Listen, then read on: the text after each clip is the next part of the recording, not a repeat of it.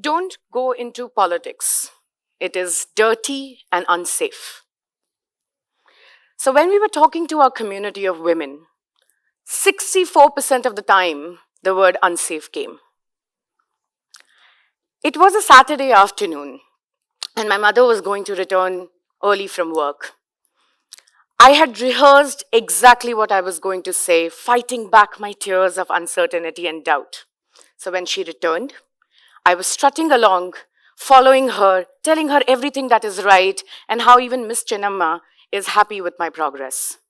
Until I found her in the room alone and sat her down, and I said, Mama, he tried to enter the room while I was changing my clothes. I was barely 6 years old. And just like you, I was nervous. There were going to be questions and there will be attempts to silence me. But she asked me, what happened? Tell me more. Are you hurt? Are you safe? That was the first time I was given safe space to report my abuse. To create a world safe and fearless is the world that we need to create together with politics. But they tell you not to go into politics. Now I implore you to imagine spaces that I say. Close your eyes and imagine them. A bus stand, a theater class, a coaching institute, a public university, a public street, a home. And where are our women safe? What happens is that we are told, don't go into politics. It's dirty and unsafe specifically for women. And that has led us to, that has led us to having the status quo of 15% women, despite being 50% of the population. So we need to create the world of the future, and they will tell you that future is female, future is AI. But let me tell you, it is both. And it is happening, but in the silos, and it is being deliberately done so that we don't get a hang of it. When we look at these spaces and we look at the work that is being done to keep you in silos when feminist women do not get to actually access the tech systems that are being built. But do not go into politics, and they will tell you that the world is unsafe. But world is unsafe because women are not in politics. But what I won't tell you today is that women are interested, they are winnable, and at the same time, they govern better. All of this research has already been done. They will tell you with their narratives that this is not happening, but here we are giving a blueprint to change the world. बहुत सारे लोग बोलते हैं आखिर क्रांति करो, दुनिया बदल दो, आप लोगों को भी बोलते हैं. But how does it really happen?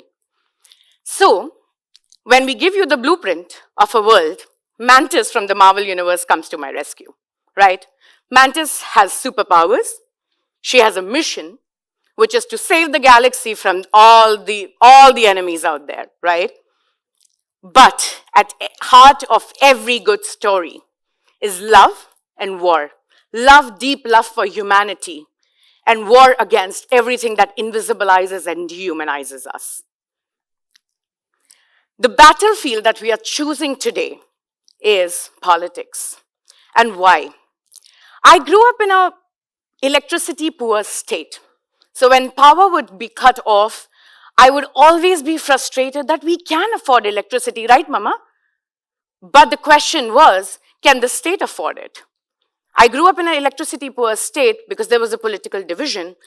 I went into engineering to understand that infrastructure is a result of a policy decision. I was stuck at that moment that I want to go and study policy. A few kilometers from here, in Tata Institute of Social Sciences, I came to study urban policy. And repetitively, there were case studies to talk about policy decisions. And these policies looked beautiful on paper, but I wondered, why are they not getting implemented? And I went to a professor naively and asked, why these amazing policies don't get preferences by a certain political party? And they said there is something called political will. My journey began to understand what is personal, what is political. In 1970s, you would be surprised to know that Feminists came up with personal is political because they wanted to talk about all the bodily autonomy, childbearing issues in politics. So you may call politics dirty, you may call politics sleazy, you may call it callous, but politics gets attention. It gets you what you want on the agenda. In 2019, I was chosen to be an exclusive member of a political party to design their manifesto. And the question kept coming, who decide what goes on a party's manifesto? Is it the influential people with money? Maybe.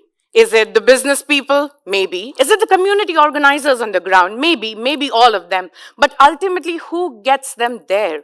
The power of campaigning came to me when I was doing this work across 4 states.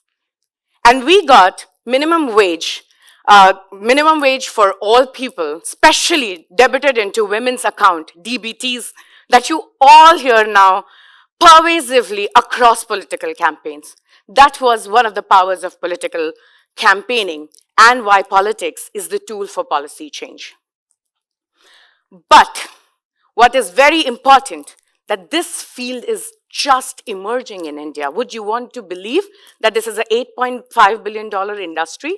These are the figures from the Election Commission's website, then later processed into charts by Bloomberg and Quint, which tells you that 35% of this money goes into campaigning directly, 10% of it in logistics. The industry is emerging, but when you look at that, what do political consultants and campaigners do? They get the agenda on board. They get the surveys done. They speak to the political leaders to get it invited. But at the same time, who are the warriors? Now, when you look at the political campaign industry, you look at the people composing it, and they are again males. When you look at the people, the last person on the ground getting the ear of the final decision maker is also a male. It stump you, it doesn't stump me anymore, and I think that is the most heartbreaking thing about this story. The fact that a woman sarpanch who has now not been in power for like 5 years is saying that MLA के तो दरवाजे इतने दूर हैं कि वहां पे तो मैं वैसे ही घूंघट ही नीचे करती रह जाती हूँ. उसको ये बोलूंगी कि पीरियड्स में पैड की जरूरत है, ये तो मुझसे पता नहीं कब होगा. At the same time, she said कि अगर कोई औरत होती तो मैं उसको जाकर बोलती कि आजादी की कीमत इस तरीके से खून चुकाने के लिए दी है. Now that sticks with me, that the community organizers, the last grassroots people on the ground do not have the ladder up. And how do we create those ladders? The work of feminist politics is to create shared powers. We know how to defeat hate at this point. Perhaps I would like to, because there is war as an answer to hate. One of the key concepts of having feminist leadership is to have shared power structures, because they do not know how to defeat that. That value-based feminist ally is you. I would like to believe that. And creating campaigns, something that happened in Argentina recently, we have a new president, but Argentina officially became the first country that went all AI. You know who's this work by? It is generated by AI. But the ideas were given by community organizers, campaign engineers, artists, communication teams of the leading person called Masa. They came together to design a system where they could feed in real images of the leaders, superimpose it with the current context of memes, the historical relevant context of movies and their culture, and put together emotions such as national unity and fear and family values to create an image where the faces of the normal people are a little bit distorted, the leader is looking towards the sky, and all of this has been the work of the AI, and both the parties did that. Now that we have such a potent technology at hand, it reminds me of Arthur C. Clarke when he said in 1962 that any sufficiently advanced technology is indistinguishable from magic. For us to not feel that this is magic, When social media was being used in Indian politics, a lot of us got onto the wave of disinformation and misinformation, and a big industry to battle that has emerged as well.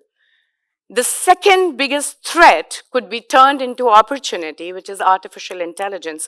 So again, I call on to you to create a world, a safe, a fearless, and inclusive world in our homes, at our work, offline, online, at our workplaces, but also in the bed with our sexual partners, on the public streets, everywhere, a safe world from the dominance of the people who hold inordinate power. But it will only happen when the warrior is you, a feminist who believes in shared power, wielding technology such as AI, and changing the course of policy decisions, not only in this country, but across the world. So I invite you into that world, and may we create the world of future together. Thank you.